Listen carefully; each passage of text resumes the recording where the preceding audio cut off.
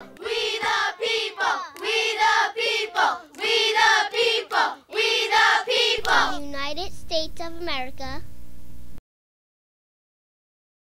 Okay, Rod Driver's the name, and I want to talk a little bit about Iraq. I visited Iraq in early 2001. By January of 2001. George Bush had been elected, but not yet inaugurated. Bill Clinton was still the president.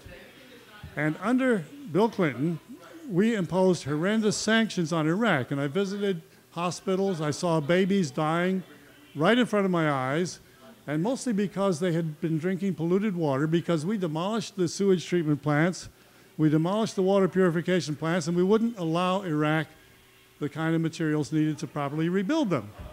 Now, this was early 2001.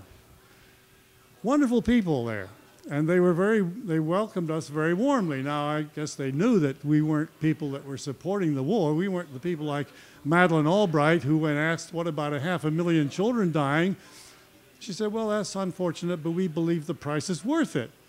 We decide the price that they must pay, and of course, now we're in a full-fledged war.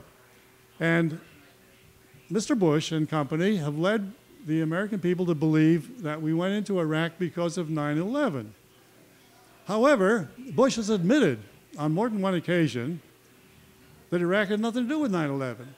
In fact, his words in August of '06 were, nobody's ever suggested that the attacks of 9/11 were ordered by, can't remember if he said Iraq or Saddam Hussein. Nobody's ever suggested that.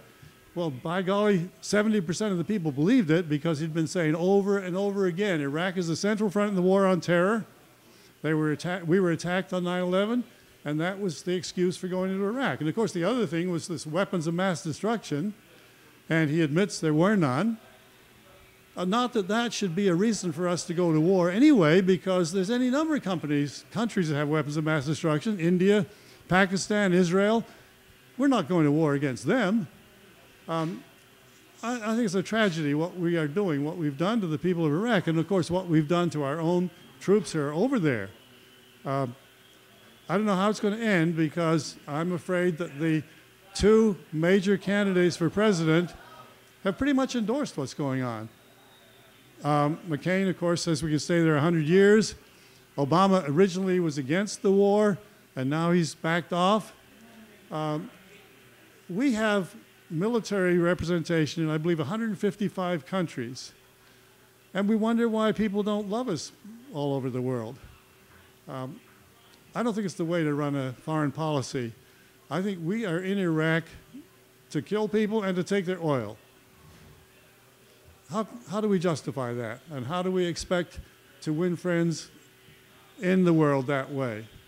The only thing we're succeeding at is killing the people. We ain't getting the oil, that's for sure. Yeah. Well, a lot of people have died. A million people estimate died under Bill Clinton, and about the same number have died under George Bush. And Bill Clinton, it was the sanctions, and now it's all kinds of weapons we're using, including depleted uranium.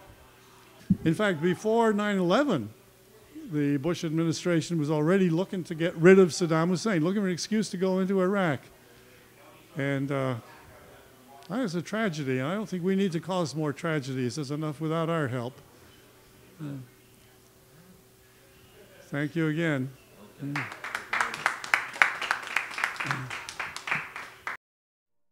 This concludes this program broadcast. We the People, a freedom of speech television show. Go to www.wethepeopleofri.org.